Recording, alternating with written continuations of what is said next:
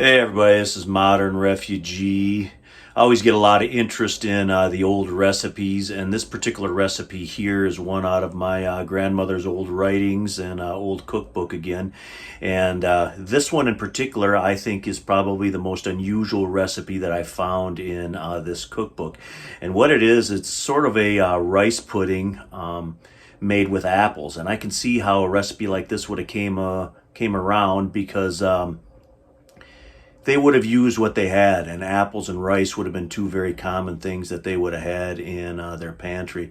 Anyway, I'm going to turn the phone around here. I'm going to show you guys how this recipe is written out, and then I'm going to put it together for you and maybe put a little twist on it of my own. Anyway, you guys stick around.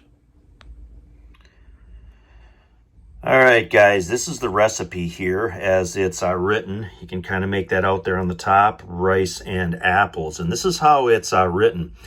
1 cup of rice and 5 large cooking apples. Wash the rice in several waters and then peel and dice the apples and cover with water. And when boiled, sweeten to taste. And then underneath it has eat with cream, or to make look nice, whip the whites of 2 eggs, sweeten, and then cover the dish and bake it in the oven and serve it or drizzle it with currant jelly. And well, I don't have any currant jelly, but I'm going to try to make this sort of the basic way for you guys. I don't have any fresh cream on the farm either, but it's basically a rice pudding recipe. And I've got my cup of rice here, and then I've got my apples that we actually put up last fall, and from what we put up wrapped in the newspaper and the layered box technique that I've done videos on before. I'll try to remember to throw a link in the description for that, putting up apples in that particular technique here that we use. But anyway, I'm going to get my rice rinsed here, and I'm going to get my apples washed and peeled, and then we're going to get this in the pot for you guys, and we're going to cook this up. All right, guys, I got my cup of rice rinsed in several waters. We're going to put here in our pot. And I peeled, cut out the bad spots, and diced up the 5 apples. It made a solid 3 cups. Get that in there. A bit of a spoon here to level that all out.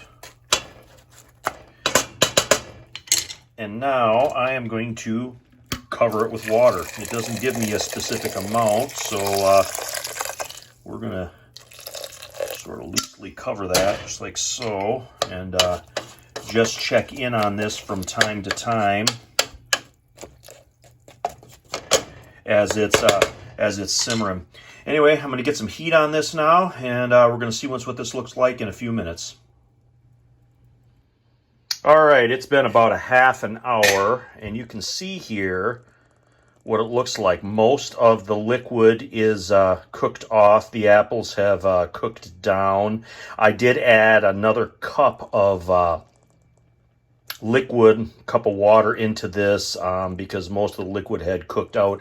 So I'm going to say I had about 4 cups of liquid in this total as this was cooking.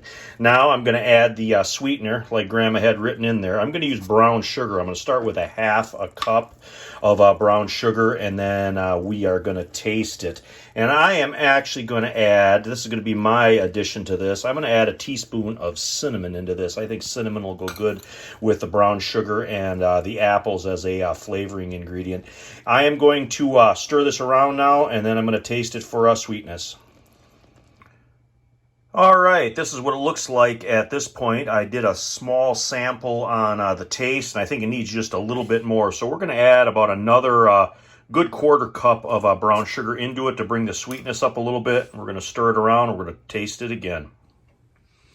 All right, that extra 1/4 cup of brown sugar brought the sweetness level up exactly the way I would like it, and show you here. That's what it looks like. It doesn't look bad at all. I put a little Ready Whip out here if you don't have a cow out back where you can get some fresh cream. I guess Ready Whip would be the modern equivalent to that. But I'm going to take a little taste here for you guys.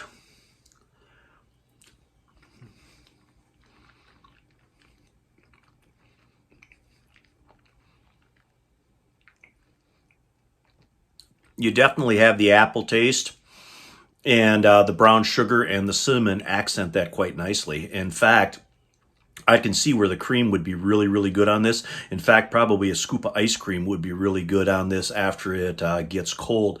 But it doesn't really have the exact taste of like a rice pudding. It's a little bit different. It's a little bit unique, but actually the flavors and everything come together really, really good on it. So anyway, I'll put the recipe in the description for you guys, including my little addition there of the cinnamon into it. But I can see where the old timers would have come up with something like this, because it would have been using what they had. But anyway, this is Modern Refugee. Appreciate all my subscribers out there. Hope you guys got a little information, a little entertainment out of this video. Just another one of my grandmother's old recipes out of her 100-year-old handwritten cookbook. You guys take care.